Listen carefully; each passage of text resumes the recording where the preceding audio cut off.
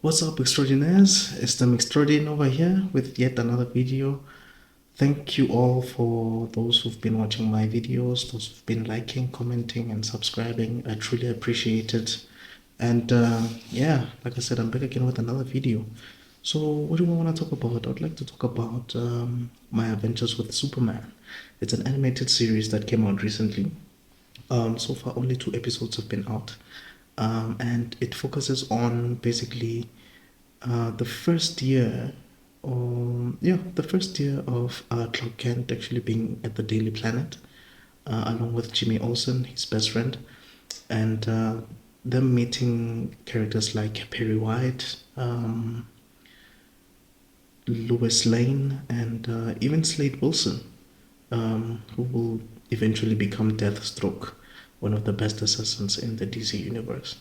Wow, wow, wow, wow. You know, one thing DC gets right is the animated series and the animated films. You cannot doubt any projects that they come up with on that front. I mean, sure, they've had some misses over the years, but for the most part, the animated series are remarkable, and their games and their animated films are great. They're just really struggling on the live action film universe part. But some of their solo films have been great. The Batman, for instance, is one of them. But going back to this animated series, um, the series was animated by Studio M or Studio Mir. I don't know how they pronounce it, but it's a South Korean animation studio. They have been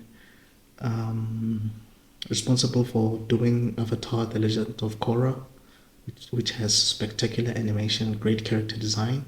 They've done Black Dynamite, they've done The Boondocks Season 4, they've done Voltron, The Legendary Defender, to name a few. So this is the same animation studio that did the series, and you can just tell the character designs are great. They've made Perry White and Jimmy Olsen black, but DC in general has been making those two characters black over the years. Jimmy Olsen since the Supergirl TV series, the CW Supergirl TV series. Jimmy Olsen was African American, and in Man of Steel, 10 years ago, Lawrence Fishburne was African American. So I like that there's diversity, and I'm not quite sure what Lois Lane is, but she's voiced by an Asian lady, and Clark Kent slash Kal-El slash Superman is voiced by the actor who played the main protagonist in The Boys. He's actually Dennis Quaid and Meg Ryan's son. So he does a brilliant job as well. What I like about the series is it actually focuses a lot on Clark, who basically has, I guess you could say, who's trying to figure himself out. He has an identity crisis. He's trying to understand who he is exactly, because he realizes that he's actually not an Earthling, and he has his superpowers, and he's still inexperienced in battle. Yes, he has these powers, but he doesn't know how to use them effectively. He's not as powerful as we know him to be. You know, he's still getting there. He's still getting to understand, his parentage, his biological parents, where he comes from, and we see his character as Clark also getting to used to working at the Daily Planet, getting to know his colleagues, Lois Lane, for instance, and we just see his relationship with his best friend Jimmy Olsen. They actually share an apartment, and Jimmy is great, man. He's like this conspiracy theorist, and he's still a novice photographer.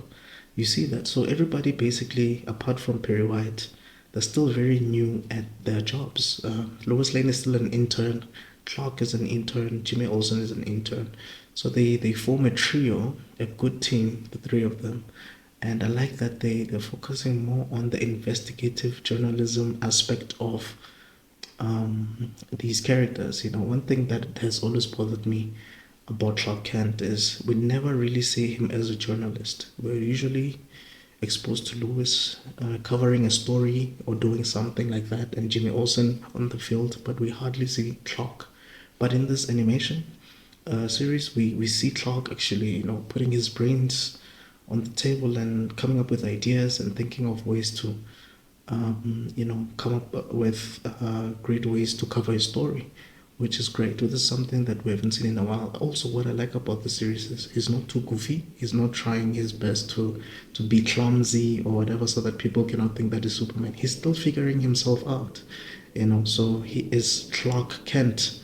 He's not a goofy Clark Kent. He is just a normal guy who wants to get a job and live in Metropolis, and become a serious journalist, get his name out there. So that is what I liked. We also get introduced to his parents, Ma and Pa Kent. And what I like about those characters is usually when we are introduced to Ma and Pa Kent, it's either one of two things. Either they're too old, or actually it's one of three things. Either they're too old, or it's only Ma Kent because Pa Kent passed away, or they're just very, it's just like this good looking couple that used to be in either an old series and they were famous for it, and there's like it was a main character. Like for instance, I think is it Dan Schneider who played Park Kent in Smallville? I think he was in the Dukes of Hazzard. This good looking man, and Clark's father, Tom Welling's mother. I think it's Antoinette, if I'm not mistaken, or Tuto or something like that. She played Lana, the original Lana in Superman 3. A beautiful woman. So it's either you find these attractive people or old people. But in the series, you actually find regular looking couple. Mark Kent is a bit big boned. Park Kent is a bit old, but not too old and not too young. And it's just a regular looking man. So that's what I like about it. Also, you see Jor-El, you can see that this man, as much as he was a scientist, you could tell that he has experience in combat, so that also was great. And there's Kryptonese. There's a language called Kryptonese introduced in this series, So that's what I like. But what I like the most about the first episode is you see Clark's willingness to help people, his bravery and so on. I mean, you see him do a heroic act when he's still a kid, when he's a very, very young. And before he even had his powers, he's trying to help. And you see that throughout the pilot. And then in the second episode, you see him really trying his best to do this superhero thing, even though he's doing it without getting any thing in return, no reward, no payment, nothing of that sort. It just shows you the nature of Superman, and it's something that I believe we've been really, really looking forward to seeing in these Superman projects. It reminded me a bit of, is it the Lewis Adventures of the Superman, the Adventures of Lewis and Clark, which had Dean Cain and Terry Hatcher in the 90s. It also reminded me of Man of Tomorrow, which is an animated film that was released a few years ago. So that's the Superman that I grew up watching, basically. And you could say a bit of Max Fleischer type of Superman here and there, but it's very minimal, very, very minimal. They did a brilliant job. I think it's one of the best DC animated series that we've seen in a long time. I think after, the Timverse, and after the Young Justice and the Green Lantern animated series, I'd put that way up there. I just hope that we don't get disappointed with future episodes, but I'm glad that it shows you characters like Amanda Waller, Slade Wilson, like I said, who becomes Deathstroke. It also shows you Live Wire, who is a character that I believe has been sidelined for a while, but very good character. I like how they actually introduced that character in the series.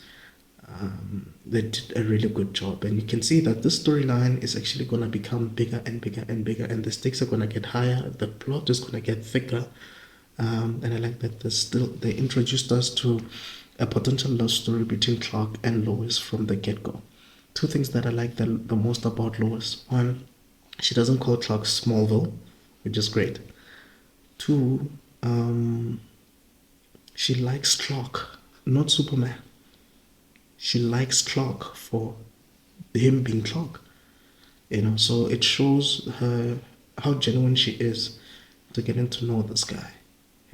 So great character design, brilliant animation, great dialogue, great introduction to the characters, and it's as if everybody's getting their own origin story in a way. Nice comedy bits, great voice acting, great music. So yeah, we'll see what happens with the episodes that will come, future episodes. But so far, so good. I don't have anything to really complain about, to be honest. It is going really well. So yeah, that is my take on the first two episodes of my Adventures with Superman. You can see there's some things that they addressed quite early, which is good. So yeah, we'll see what happens. I think the only thing I would complain about is if Clark discovered his powers when he was a kid, why is it that even though he's an adult now, he still struggles to use his powers effectively? You know, my apologies. You see him struggling to do the basic things. Opening a tap and breaking the tap, or trying to stop an alarm clock and actually crushing it and stuff like that. Like, it's a bit much, but I guess it just displays that he's still just a regular guy with a lot of power, which is not really a bad thing. But yeah, for that I cannot give it a 10 out of 10. I'll give it a 9 out of 10 so far, those two episodes. But yeah, have you seen my Adventures with Superman yet? If not, let me know your thoughts once you see it. But also, I think the other thing that I'll mention is Lewis called this hero that we just met, or that they just witnessed saving them, she just called him Superman without him wearing a costume.